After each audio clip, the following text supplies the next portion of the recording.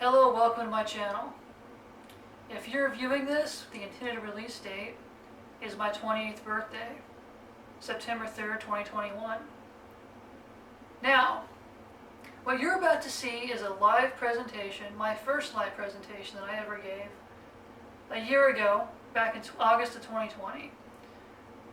And the reason we're giving you this whole precursor is the fact that, well, I actually gave a bunch of credit at the end of the presentation, and our camera died, so we don't have footage of it. So I want to give a special thanks to Michael Blackheart of Blackheart's Magic Theater, God rest its soul.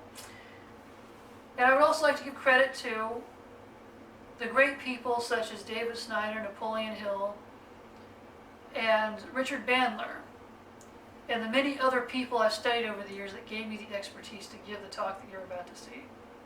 Now, if you like what you see and you enjoy it, take the time to support me and like and subscribe. Leave comments for any questions you have. But also take the time to peruse my website and my Facebook page. If you want to schedule an appointment with me, or you are maybe interested in other presentations or material that I might have. But without further ado, my birthday gift to the world, my very first presentation, starts right now.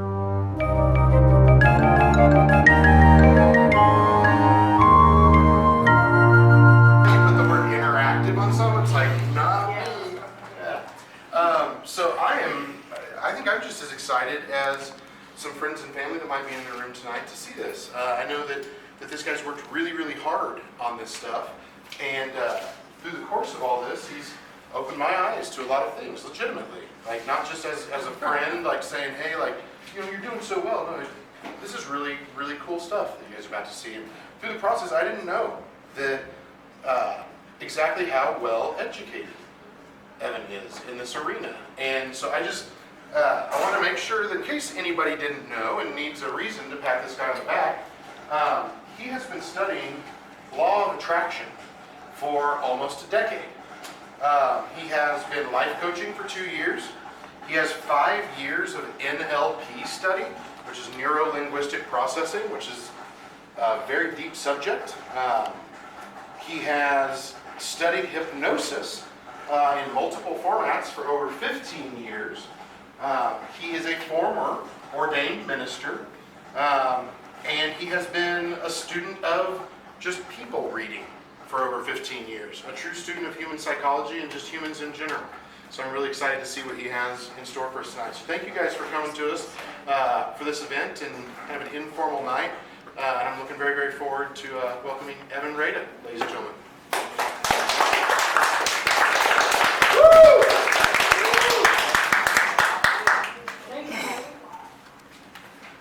So I got a question for you. What do you want to learn today? No secrets. Yeah. And the main reason I ask you this is an interactive experience, so there will be exercises that I expect the whole room to do. So this is this entire system I've been developing over the course of about 3 or 4 years, and I was studying NLP, hypnosis, and trying to find the neuroscience behind why this kind of stuff works. I'd like you guys to kind of look at this as a discussion, ask questions, and I want to try to educate you the best way I can. So, I know every single time I walk into a room, the first thing I get a question about is a secret, or people are asking, some people ask about energy or vibration.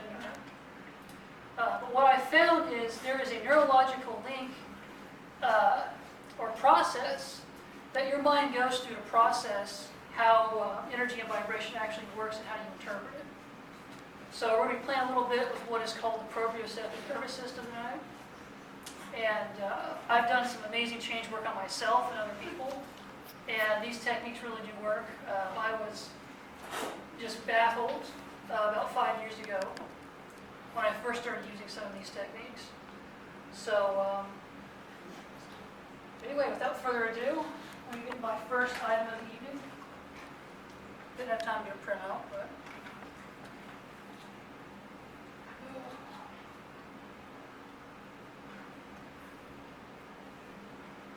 all right. So does everybody here know what the law of attraction is? sir? I know about it. I know. So it is the process in which some say you think about things, or it's your primary thought or emotion. It causes things to be attracted into your life.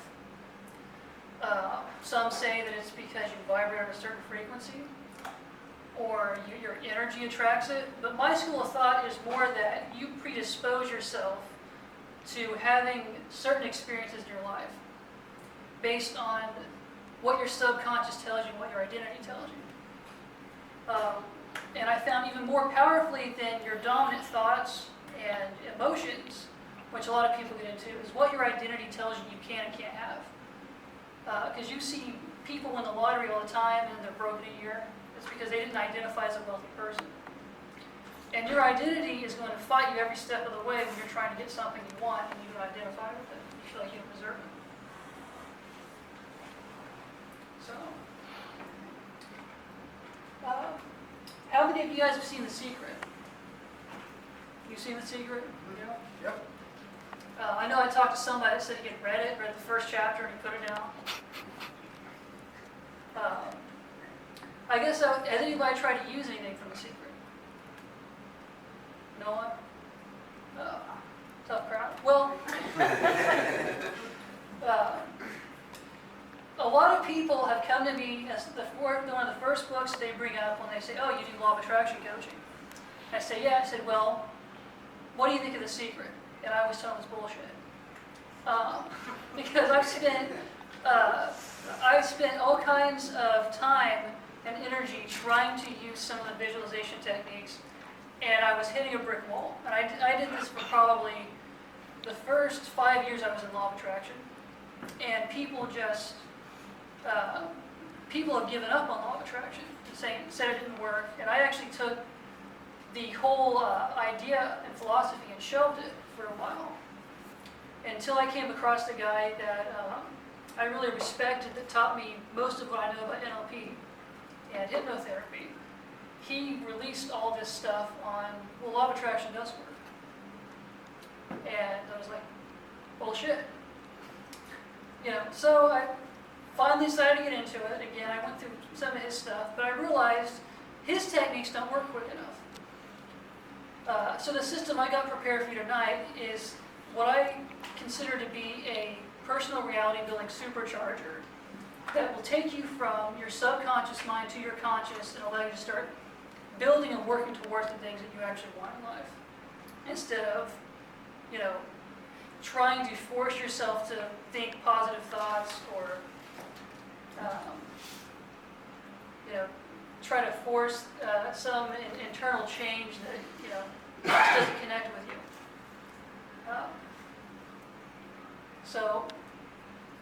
I guess I'll ask you another question. Have you guys ever studied NLP or hypnosis or?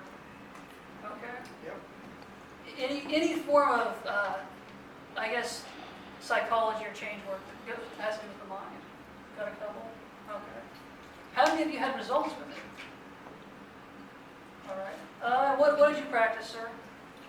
Neurolinguistic programming combined actually with principles of cold reading. Interesting. Cold reading. Yeah. And do you have a specific person that you studied that with or studied under? Yes, the author, everything I could get my hands on at the time. Okay. So you probably learned a Bandler. Did you ever make the connection to what we're talking about tonight? Yeah, the power of positive thinking, absolutely. What about you? So, NLP is actually used very subtly and talked about very subtly in my 13-year career as an automotive salesperson. Yeah. So that's where it all really started. Was, how would I, utilize these what we call word tracks in sales? And it's really just I didn't really know it was NLP. I'm studying this and utilizing this through 13 years, and then later as I started studying stage and entertaining hypnosis, I'm like, oh, that was NLP. Yeah. So. There's a number of problems I find with a lot of NLP trainers, but this is an NLP class. So, But yeah, but you'll notice when you start utilizing those techniques, you change very quickly. And luckily, I've got the cheat codes for you tonight to, just the techniques to drill down and get this going, and I'll give you the science behind it too. But that brings me to my first exercise. So I don't know if you guys want to stand up, and we'll.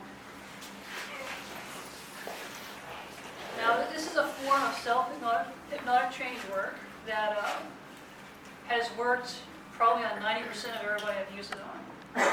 But you can take this home and do it to yourself. What I want you guys to do is I want you to close your eyes. And I want you guys to find a negative feeling or belief that you want to change.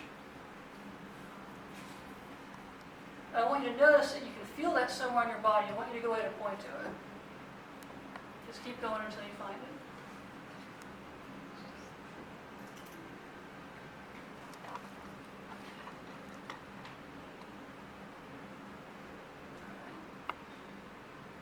Now what I want you to do is I want you to notice that there is a color or series of colors associated with that.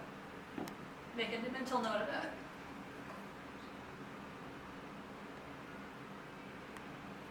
Everybody got it? It's not. All right. Now what I want you to do is to start actually physically pulling that out of your body. And keep going until you know you have everything. Just keep pulling and pulling.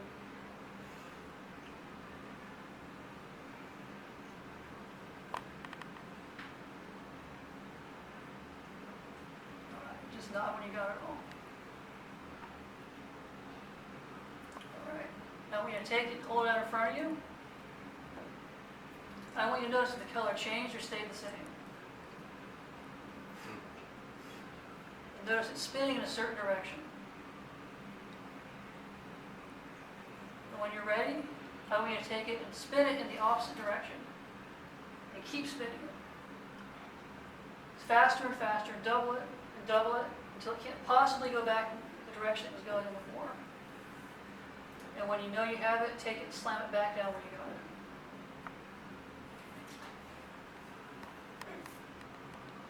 Just let your mind process it.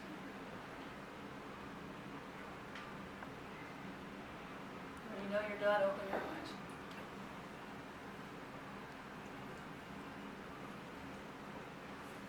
You guys feel that?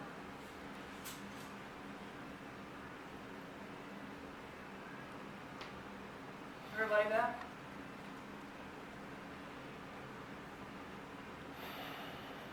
Looks like a few of you guys are actually starting to trans out. But anyway, what you just experienced is one of the simplest exercises in NLP. And it works super fast. It actually derives a state control exercise. But what I use it for is basically clearing limiting beliefs. So that's going to be your first step before you go into the system, is kind of scanning yourself and finding the reason why you maybe don't deserve the stuff that you want. And you can go through and you can do that as many times a day as you want. When I first started, I was probably doing it 2 or 3 times a day, all the time. Now I think I do it a couple times a week. How many of you guys feel different after doing that exercise?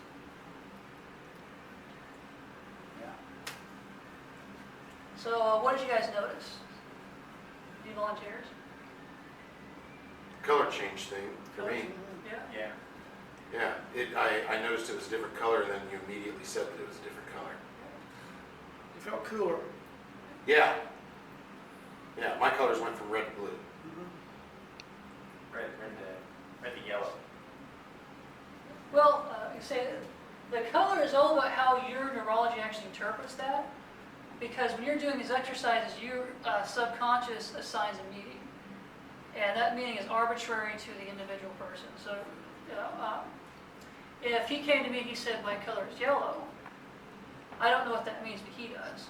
Because he's the one that set the intention and created, and what you're, sorry, what's that, ma'am?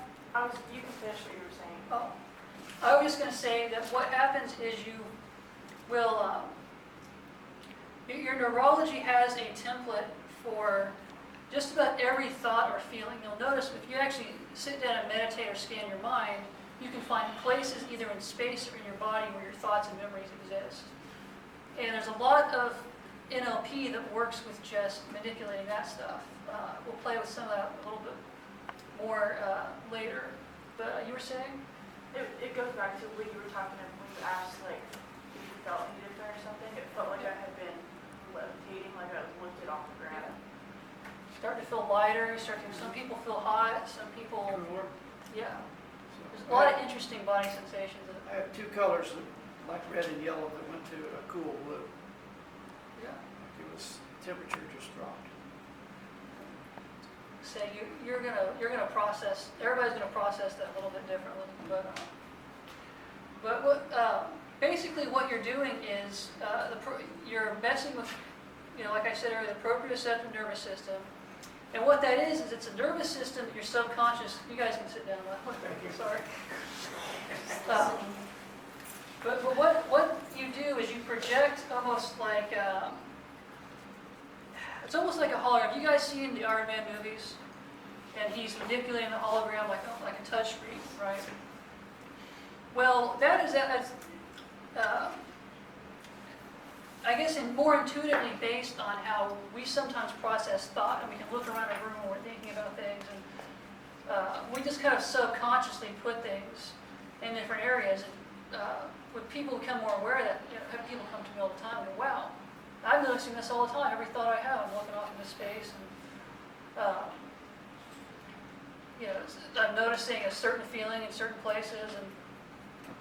And when I first discovered this, I was very skeptical, but I've processed so much pain. I went from being a social retard to being able to befriend anybody within, I would say, 6 months to a year, just clearing shit. This has been my go-to technique since I started NLP. So, and there's a lot of trainers that use this as a basis for self-healing whenever you come into like a law of attraction one-on-one class. So, do you have any more questions about this exercise? Or, you? Law of attraction is not positive thinking. Is that correct? I don't mean to change the subject or go back, but Well, the positive thinking aspect, it's when you start forcing yourself into that, which a lot of people get into, they get terrified of having negative thoughts and emotions, because they're like, oh my God, what's going to happen if I keep thinking negatively? It's like, well, if you're being shot at or you're in a traumatic situation, you don't need to be, you don't need to be on cloud 9 like it's the greatest thing that ever happened to you. That's why the identity supersedes kind of this positive thinking idea. Because if you already identify as the person that can go ahead and go out and achieve or have these experiences or have the thing that it is you're trying to get, your negative emotion is going to be temporary. You're going to get back into whatever it is you're going to do. And that's why you have so many people that go through tragedies and they go, well, this isn't me, I'm going to get out of this. And they still deal with trauma and they still have depression, but they fight their way out of it and they keep on moving and achieving things. And that's kind of what separates a lot of the successful people that use law of attraction from the ones that go and buy a bargain bin book and they look at it and they go, okay, I got to sit around and think positive. And they meditate for 5 hours a day. And they sit around in this state of paranoia wondering, is it going to work? You Google signs the law of attraction is working on YouTube, and you get thousands of videos. Because the first thing people do is they go into a technique like the one I just showed you, and it didn't work. Within like 10 minutes. I'll use the term manifestation for the sake of argument, but their manifestation probably isn't going to happen for at least a day or two, sometimes months or years, but it starts to speed up as you start getting better at doing certain techniques and getting yourself into that identity and that mindset. But some people never get past that first step because they're just like, oh my God, is it gonna, or one that I'll get into is the specific person. You have people that are romantically attracted to somebody, and they're like, why isn't this person, why haven't I manifested them into my life, And they get caught up on that, and they're sitting, that's another one where they, like, it becomes a very controlling mentality as opposed to stepping into kind of a flow. And I'll just say this, people that do that, the main lesson they end up having to learn is what they're wanting is a certain type of relationship and not that person, which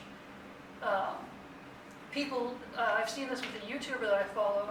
He was trying to manifest 1 million subscribers on his YouTube channel. And I followed this guy's channel for years, and he never got over like 10,000. And he started a new channel and got to 100K within a couple months. Because it wasn't that he wanted that channel. It was this idea of it has to go one way. He let go of that and tried a different route and it worked out for him.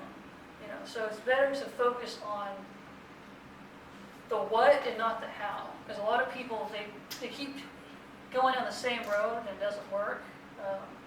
And we know the definition of insanity is doing the same thing repeatedly and expecting a different result. I personally fell into that trap for probably a couple of years, because all I was doing was meditations and trying to get the positive thinking thing going, and just gave up because I dealt with anxiety for several years, and it was one of those things where I'd get up, get close to what it was, and then it would just drop, like just slip out of my hands all the time. So. Is it not true that you're heading a certain direction, and then when you start to get those negative thoughts, you let those negative thoughts pull you back instead of staying focused again and again and again on your target?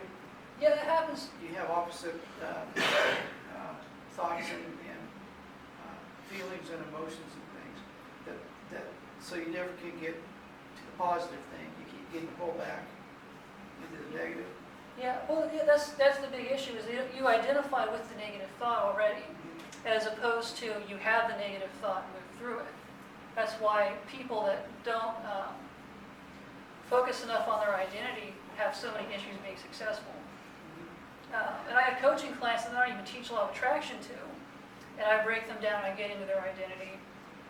And they, as soon as they flip that switch, I've seen people double their income in a year. I saw one guy go from being part-time at his own business to full-time in about 3 months. And it was just him coming back every week, and we worked on his identity, like, here's your goal. It's like, are you the person that can do this? And I just worked with him until he got there, and he just took off. And this was a guy that had lived in abject poverty his entire life. And he was running his own store, so after that. But I get all the entrepreneurs that want to do it, but they've tried everything and they just feel down about, like I can't do it. I'm the starter life coach, honestly. But I've seen some people take off just using that one principle. I think that's what I want to hammer in as a foundation for you guys, so you can take that home. Well, I've always wanted to. But let's say you always wanted to be a stand-up comic. A successful stand-up comic, and you go, well, I can't, I have stage fright, people don't think I'm funny. You have all those, and it's like, well, I don't identify as a bold enough person to go out and do it. And until you either have a situation where you go, clear whatever that issue is, or you have a traumatic event that forces you to overcome that, you're typically not going to make that change that deep to be able to go. And I know people, I've been in entertainment for a while too, I've done stand-up. And I have friends that have wanted to do it for 5+ years, and they never get to the part where they pick up the mic, because they're like, well, nobody likes me. People that I know that have been doing great work for years, and that's the one thing where they, So it's just a matter of pushing yourself over that hurdle. Does that have to do with like subconscious thought? Yes. Like law of attraction and subconscious thought? Yeah. Okay, because you asked like what other people, like what people have done. That's one thing I've done a lot is subconscious training. Yeah. And that's what I found to work Yeah. very well. do you find yourself identifying differently with certain aspects of your life, or? Yeah, definitely. Yeah, and that's, I guess, in so many words, it is, that's the simplified version of what I'm, trying to get out, is people spend so many years not looking inward and looking outward, and they don't, they don't take the time to, I guess it's the whole issue of my accomplishments, I know people that, I had a client one time who was valedictorian of his high school. I thought he was too stupid to get into college. Because he waited 2 years, took a gap year, and then something happened, and he took another year off. And then he's like, well, I don't think I can get an acceptance letter, and I was like, well, you were valedictorian, go back to the person you were, and I kind of put him under a little bit, and I had him take himself back to that memory. I said, now, what I want, and I gave him what an NLP call an anchor. I said, every time you're going to go and do a college application, I want you to trigger that anchor. And sure enough, I think it was 3 or 4 months. I haven't talked to the guy. I think he was one of my first clients, so it's been about 1.5 years. But he got accepted, and he's, I think, going for medical school. So, where he's pre-med. So, sorry, what was? Oh, I thought you were raising your hand. So pardon my ignorance, but how did you work through getting out of anxiety? What did you use? What you do? That particular spinning technique, more specific, that's the specific one I used, is every day I would literally go under. I would do sometimes a deeper meditation or something, whatever gets you to the state where you can find the spot on your body where you're feeling it, and I would just do it, and if it comes back, you just do it again. I just kept doing it as many times as it took. But I also learned a lot of things, a number of other NLP tricks like state control. It was just kind of as I started going down the journey, I started finding the right stuff, because my thing that was on my list was I wanted to manifest the knowledge to be able to change myself enough to be the person I wanted to be. Because I wouldn't be doing this 2 years ago. I wouldn't be doing a presentation because I had too much stage fright. But it was like they just had that identity change where I'm like, you know what? I know all this stuff, and I just started helping people. It was one of those, if I fail, the next guy I'll do better with. But no, I would say something like that, or if you have the money for it, go and do a full-on hypnotherapy and do a regression. Which age regression, not past life. There's two different. The age regression therapy can be very good. There's no scientific basis for past life regression. So. There's a Christian form of that as well. Yeah. Now, let me ask you a question. So basically what you do is when you're doing these exercises, probably 50% of the people that are here didn't feel it when they did it. Is it a matter of doing the exercises over and over until all of a sudden it takes, and then you get better and better at it as you go, but you have to try sometimes a number of times before it actually happens to you. Is that correct? It's a matter of if you have an issue where you can't visualize, and I've had this issue with a couple people, you can't see the color or you can't tell which direction to spin, you make an arbitrary decision, it's the very first thing that comes to mind, that's it. Because that's, you assume that's what your subconscious wants to tell you and just take it and then keep down the road. Because that's the common issue, is what they call a blind mind's eye, where you look at it and you can't, it's like, well, I can't visualize things. Well, I can see where people will visualize things, because I used to do this, and then you get to where, it just doesn't work. So, but if all you do, as you said, is when you visualize, all you're doing is thinking about it and not going through these techniques, then it's never going to internalize and actually manifest itself. Is that correct? Yeah, well, what you have to do is you have to experience, not analyze. So you go in and you just do the thing instead of analyzing whether the thing is working or not. Because if you just go and do it, it's a subjective experience. So you can tell yourself it works, and almost on a hypnotic level, it will work. Well, my story is, I was always interested in magic like a lot of my buddies here. But I never wanted to get in front of a crowd. But I always knew that unless I did it the first time, I was never going to do it. And so I forced myself to go do it, and now I'm comfortable in this. But it wouldn't ever happen. At 14, I hadn't made myself go do that. Yeah. I stressed myself to do it. So sometimes you go stress yourself. Well, there's no manifestation without action. Yeah, It's true. important. So it's action. Part, yeah, I mean, Good part two. yeah. Take some I mean, this part is more the mental work. We'll get more of some of the more active stuff, but as far as an action that you take, that's going to be different depending on what the thing is you're trying to get.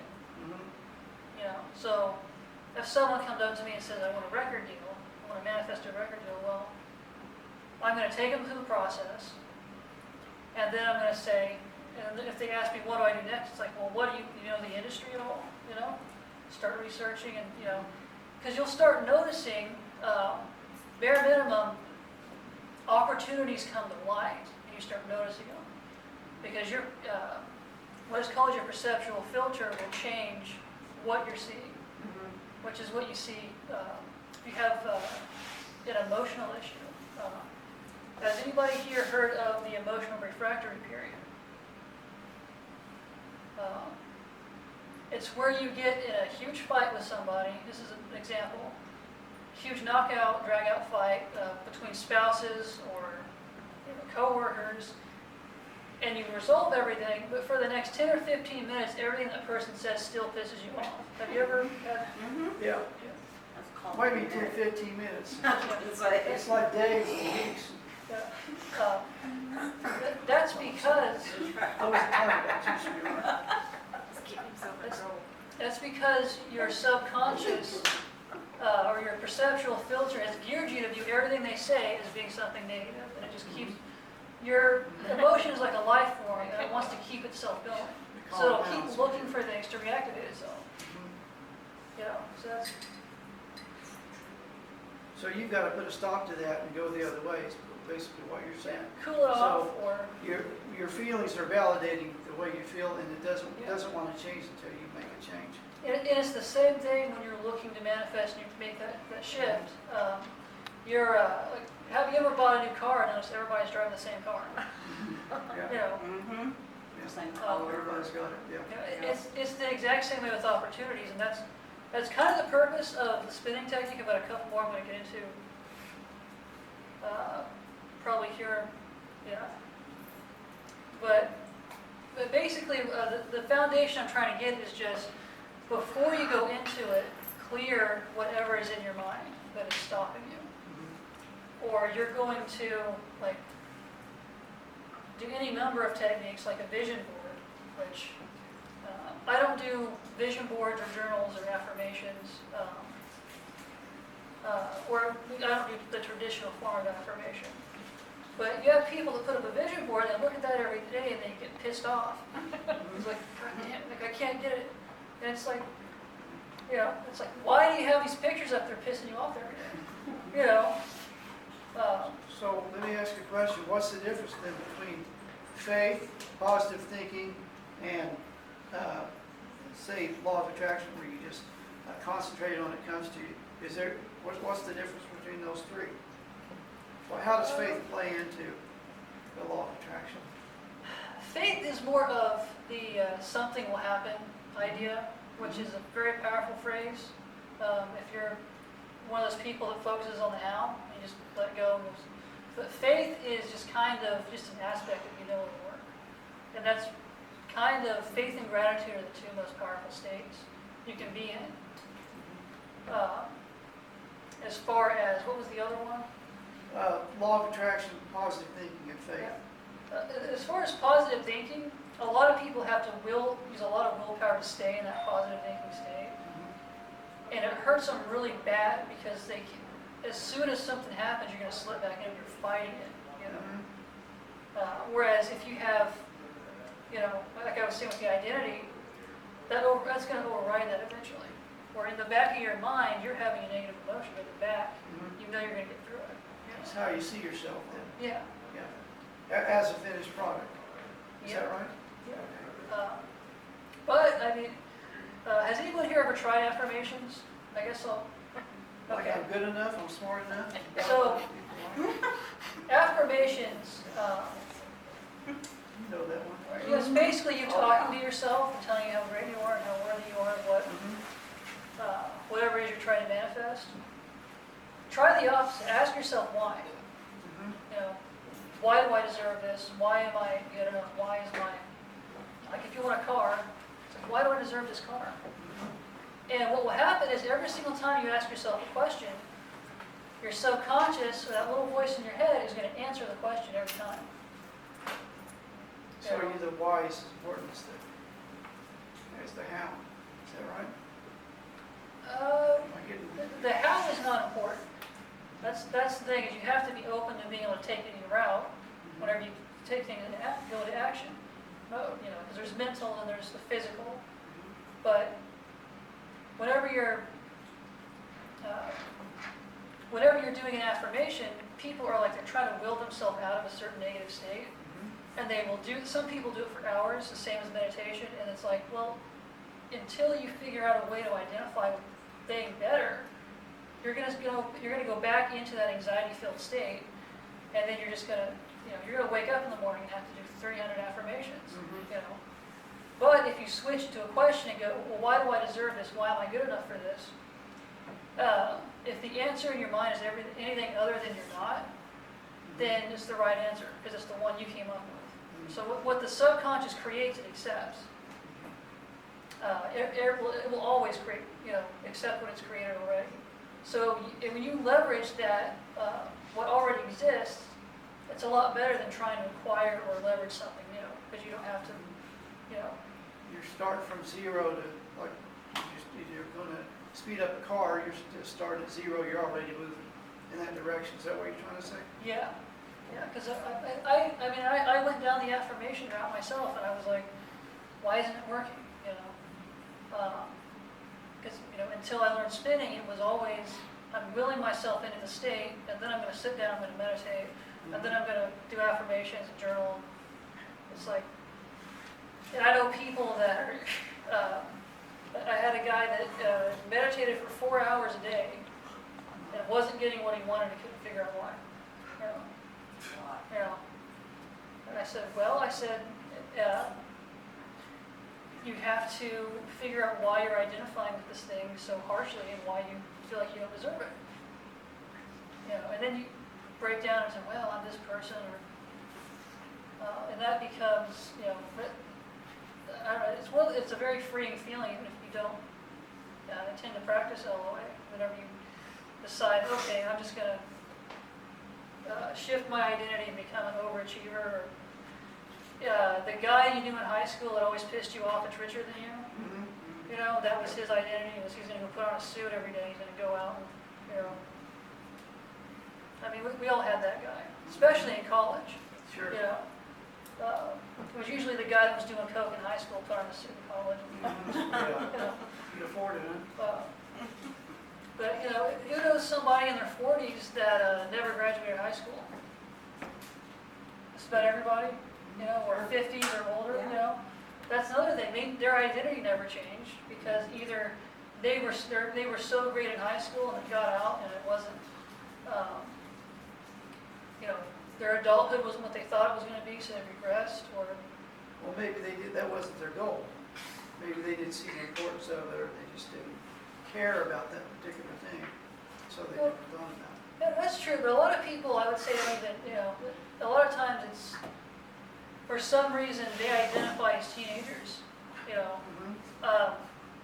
I dated a woman who was 38, and she identified as like a 16-year-old. She was doing all kinds of crazy, you know. And I couldn't believe that there's someone, you know, like I was lecturing people older than me, like, you know, you probably need to get a job and not do asset at 4 in the morning, you know, but, you know. Anyway, does anybody else have any other questions about identity or altering identity or? All right. Well, I think I'm going to go into a break, and we'll get to the next section. We'll get you guys some more exercises to do. Okay, we're gonna take a 5-minute break, 10 minute or? Well, let's take a 10, everybody a chance to smoke and. Okay, all right. I know everybody here wants to smoke. I can honestly just learn to talk about everything. I can't eat regular food, but eat some dessert. Everybody ready? Yeah, we're ready. Got everybody back? I'm back to it. All right. So, you guys successfully got to the rough part. So, do we have any more questions about identity or anything that we discussed in the first section? Yeah, I'll throw something out. So you briefly touched on manifesting things in a positive nature. And so something that I deal with, and maybe it's just because it's 2020 and God, but I seem to have nothing but, even my subconscious is filled with the negative. You know, even if I see some new allergy commercial with some pretty little innocent angel of a little girl in a sundress walking through tulips, I think, God damn it, where's her parents? She shouldn't be, or she's being in school, you know? It's always, even my subconscious is that negative. But yet, everybody I encounter, my charisma takes over, which is not, it's not NLP, it's just a nice guy charisma takes over, and it's very, very forced a lot of times. And so I guess my question is when you're having those negative thoughts on a subconscious level, that's all you have are negative thoughts. Where do you derive the positivity? Where you know, it's kind of like if I've never seen the face of a guy named Richard Dawson from New Mexico, how can I possibly draw his face? And I guess what I'm saying is, as sad as it seems, my God, like, how do you draw happiness when you forget what it looks like?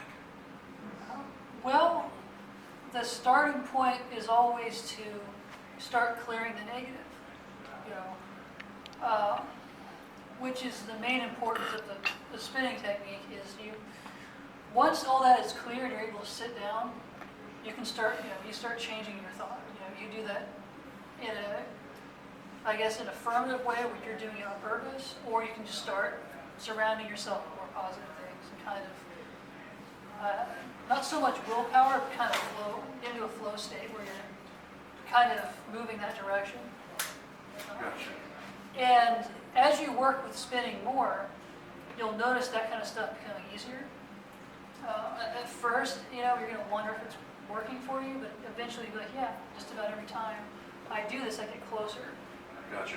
That's where the repetition comes in. Like you can have the same feeling, it's located 3 different places, different events or different reasons.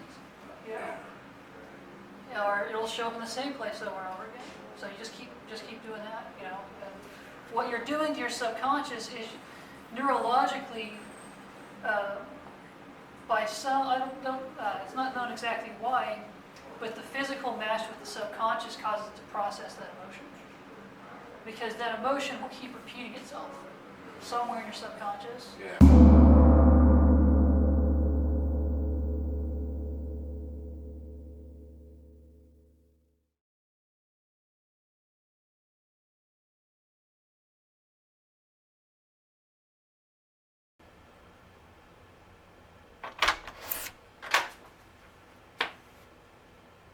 What are you doing here?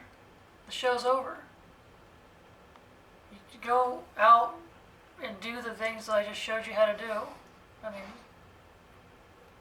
I can't help you right now. That's all the footage I got for you. And what the hell are you doing still filming me? Didn't I pay to go edit?